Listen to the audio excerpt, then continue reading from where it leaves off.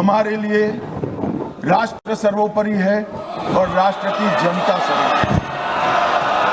राष्ट्र की जनता का प्रतिनिधित्व और इसकी भागीदारी का हित सबसे जरूरी है और संविधान को लागू करने के लिए जवाबदेही, पारदर्शिता और समान अवसर और न्याय की रक्षा ये हमारे लिए बेहद जरूरी है मान्यवर।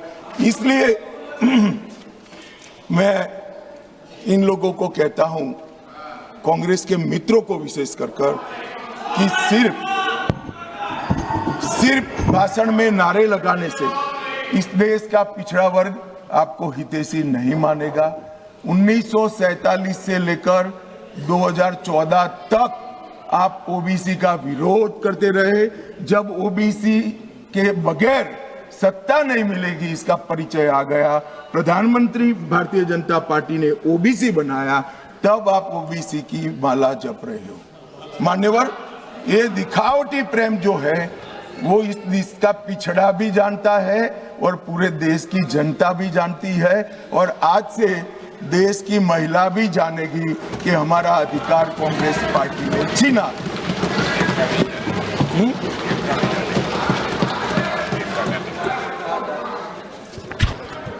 मान्यवर, अब मैं महिला आरक्षण पर बताना चाहता हूं।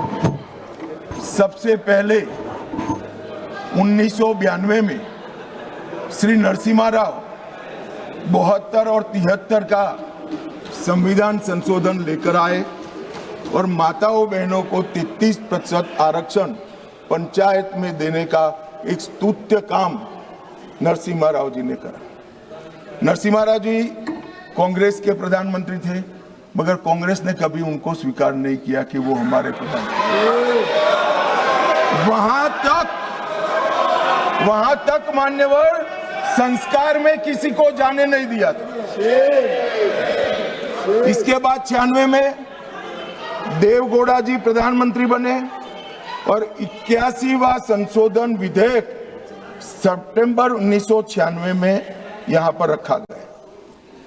वहां कुछ पार्टियों ने विरोध किया, मैं कहना नहीं चाहता हूं, मगर सब उछल पड़ेंगे और एक कमेटी बनी, गीता मुखर्जी कमेटी। वो गीता मुखर्जी कमेटी को ये विधेयक दे दिया गया और जो आज उनकी दरखास्त है कि समिति को दे दो, और गीता मुखर्जी समिति की रिपोर्ट आई, तब तक 11वीं लोकसभा का विघटन हो गया और बिल लैप्स हो गया। फिर 98 में 84वां संशोधन आया। कुछ पार्टियों ने फिर से, पार्टियां बदली नहीं है, वही पार्टियां विरोध करती रही।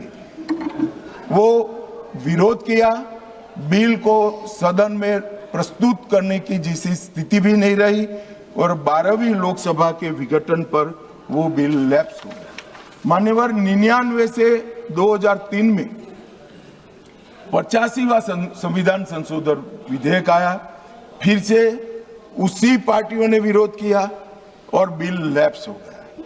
8 से 14 में 108 का संविधान संशोधन विधेयक मनमोहन सिंह जी लेकर आए और राज्यसभा में प्रस्तुत किया। राज्यसभा में बिल पारित भी हुआ, मगर लोकसभा का दरवाजा कभी वो बिल ने देखा नहीं। और किसने विरोध किया? उसी लोगों ने विरोध किया।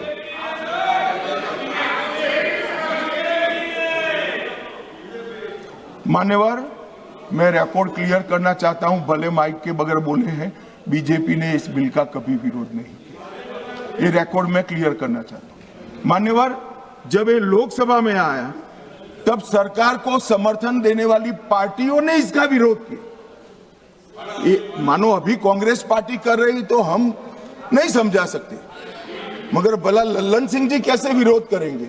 ये तो हमारे साथ है, ये तो बिल का समर्थन करेंगे।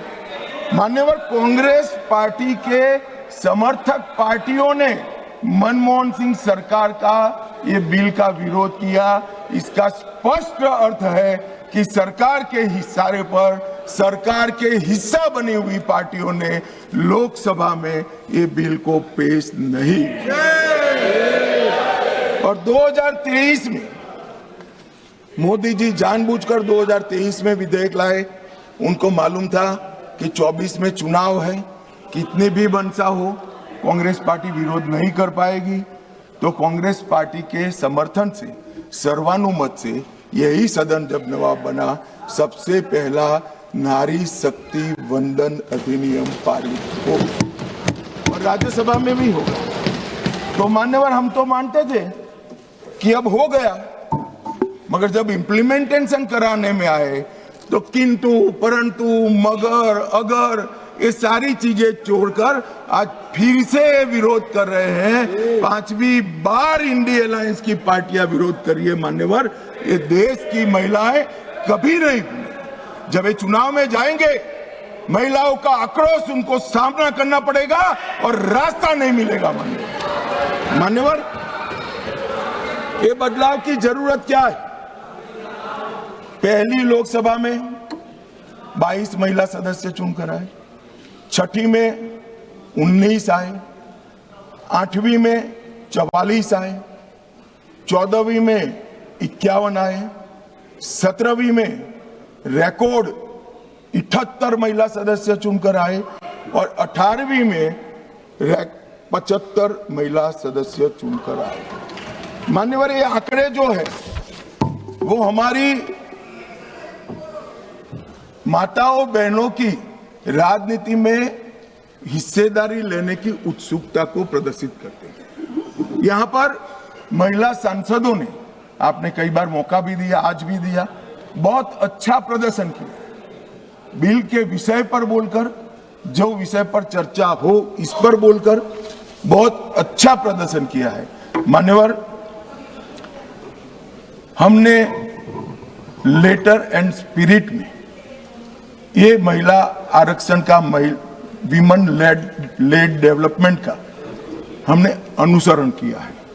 प्रधानमंत्री जी के पहले मंत्रिमंडल में 10 महिलाएं थी और ये कह रहे थे अखिलेश जी कि आपने सिर्फ एक ही मुख्यमंत्री दिया है। हमारे यहाँ सुषमा स्वराज जी दिल्ली की पहली मुख्यमंत्री बनी, उमा भारती जी मध्य प्रदेश की पहली मुख्यमंत्री बनी, वसुंधरा राजे जी राजस्थान की पहली मुख्यमंत्री बनी, आनंदीबेन पटेल गुजरात की पहली मुख्यमंत्री। मान्यवर, एक बात पर मैं ध्यान दिलाना चाहता हूँ, ये सब जगह भाजपा की महिला नेत्रियां पहली, हाँ अभी है, मगर ये तो पहली बार बनी। ये पहली बार बनी, इसका मतलब क्या है? 70 साल में कांग्रेस ने कभी उन राज्यों में महिला मुख्यमंत्री को जगह नहीं दी, इसलिए हमारा नंबर लगा है। और आज भी रेखा गुप्ता जी पहली मुख्यमंत्री नहीं है, तीसरी मुख्यमंत्री के। अरे मैं बोल रहा हूं भाई, पहली मुख्यमंत्री नहीं है ऐसा बोल रहा हूं।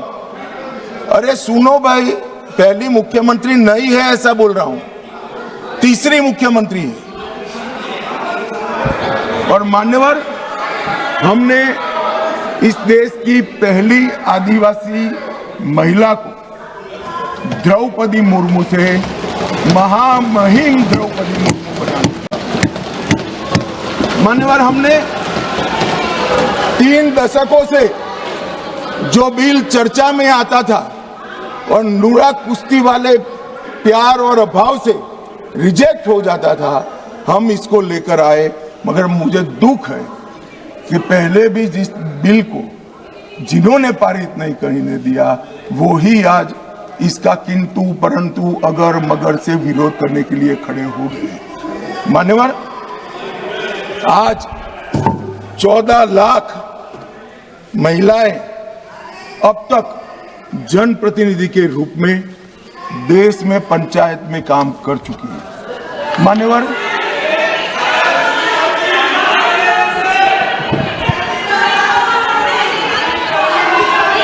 क्या बोल रहे हैं?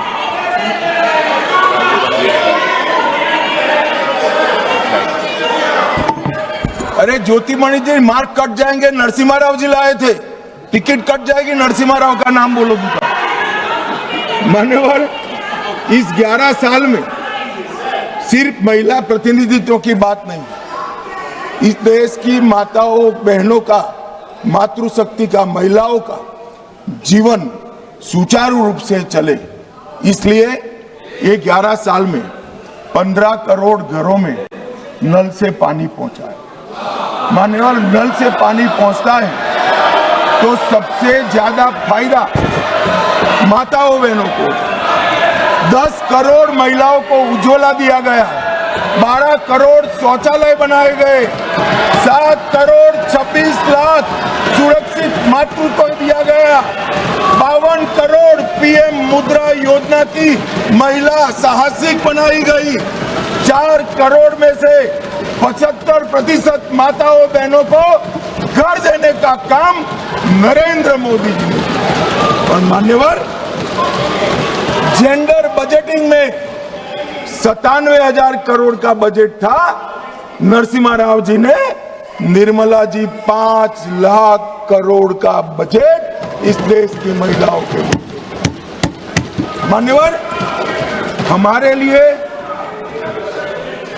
लिए ये कोई मायने